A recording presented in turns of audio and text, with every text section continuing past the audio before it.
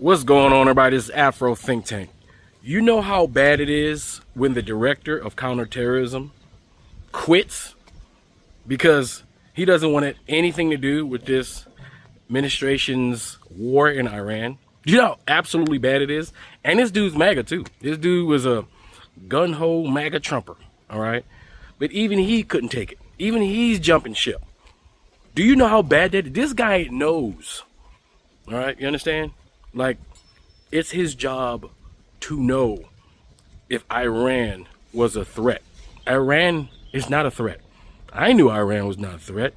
Most Americans who pay attention to global politics knew Iran wasn't a threat. Donald Trump knows Iran is not a threat. Everybody knows Iran is not a threat. But I guess, what are we there for? Doing what? What's the purpose? What's the goal? We don't even know what the goal is. There is no goal. Donald Trump is stuck. All right. And because of him, because of this one white man and his ego, American troops have died. Thousands of people have died. Thousands. Listen, thousands of people have died because of one incompetent baby man ego. Not one. No man should have that much power. Don't y'all think that's a problem? When one baby white man, all right? When one baby fucking Lannister, because that's what he is. He's that fucking Lannister who got poisoned, all right? The greatest goddamn episode ever in the history of goddamn Game of Thrones. Yeah, he played that. Y'all know who I'm talking about. He played that role so goddamn good that he couldn't even act afterwards because people still hated him for his character. That guy, that's Donald Trump, all right? But old version. I mean, that's Donald Trump. He's a fucking old Lannister. Like, how did Donald Trump make it to that age? All right, it's because society around him cushions men like him. Because if you punish men like him, if you hold men like him accountable, the other men like him are going to be scared to be held accountable. That's why we allow this one white man, Donald Trump, to get away with literal murder. Murder. All right, dropping 5,000-pound bomb. Now he can't get out of it. Hey, we're fighting. Well, not we. Sorry, Donald Trump. You know who the Persians are? Remember Xerxes from 300? All right, those are the Persians. Remember how awesome white folks in America thought the movie 300 was when them freaking Greeks, when them Spartans, stopped the daggone Persian Empire for like 5 minutes before they got murdered. All right, you see how heroic they were? Well, the Straits of Hormuz is the same situation. We are the great empire of America with all our weapons and equipment.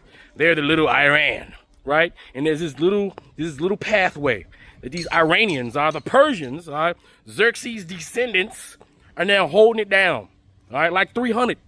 This is literally a 300 moment, all right, right now, where little old Iran has to hold back from America and Israel, because this is really Israel's war, right? Benjamin Netanyahu.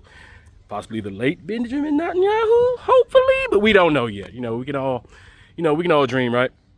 Right, but that's what's happening now, right? To the point, look, the guy who knows, listen, the guy who knows is saying this ain't it. That should tell you how bad it is, how far gone America is.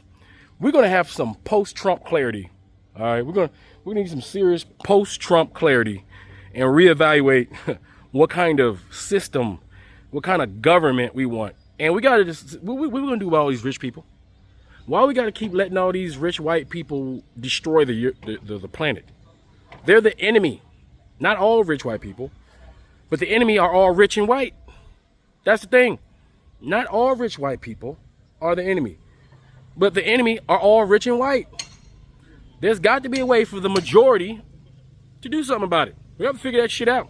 Anyway, you guys tell me what you think about this in the comment section. Afro Think Tank, learn something, teach something. I'm out. A major resignation today in the Trump administration because of the war in Iran. Joe Kent, the director of the National Counterterrorism Center, posted his resignation letter to Donald Trump this morning, saying that he cannot, quote, in good conscience, support the ongoing war in Iran. Iran posed no imminent threat to our nation. Joe Kent also said he, quote, cannot support sending the next generation off to fight and die in a war that serves no benefit to the American people nor justifies the cost of American lives. This is significant for two reasons. One of them is that this is the latest pro-MAGA, pro-Trump figure to break from President Trump on the issue of the war in Iran. But unlike commentators like Tucker Carlson or Megyn Kelly, Joe Kent actually served as an official in the administration. All of these critics blame, to one degree or another, the involvement of the U.S. in this war on Israel, which President Trump disputes. Some commentators note that this is an interesting way for these critics to absolve President Trump of what he himself decided to go to war in Iran. We should note that Kent, when he was nominated for director of the National Counterterrorism Center, was criticized and faced opposition in the Senate because of his alleged ties to white supremacists and anti-Semites. Polling does not suggest any major split in the MAGA coalition when it comes to their support for President Trump and the war in Iran. But Kent's letter does note Trump's, quote, values and the foreign policies that he campaigned on in 2016, 2020, and 2024, that Trump, quote, understood that the wars in the Middle East were a trap that robbed America of the precious lives of our patriots and depleted the wealth and prosperity of our nation. And no doubt a lot of supporters of President Trump do feel that way, that President Trump had promised to end involvement in wars abroad. And some of the most prominent people who felt that way have either adjusted their views, as with Vice President J.D. Vance, or really remained silent and bit their tongue, like the Director of National Intelligence, Tulsi Gabbard. Kent is a veteran. He deployed 11 times. He's a Gold Star spouse. His late wife, a naval officer, was killed by a suicide bomber in Syria during the first Trump administration. It is unclear how much of an impact this letter will have, given the kind of conspiratorial nature of the letter, the fact that he blames Israel, Israeli officials, the American media, the Israel lobby. But we will see. This is certainly a very high-profile split from the president on this major issue, war with Iran. Free Sudan! Boycott diamonds and gold! Free Sudan! Boycott diamonds and gold! We most definitely cannot forget about the people of Sudan. Thanks for watching Afro Think Tank. Don't forget to like, share, and subscribe. And follow me on Substack and Patreon for more content. Remember, it's Pan-Africanism or nothing.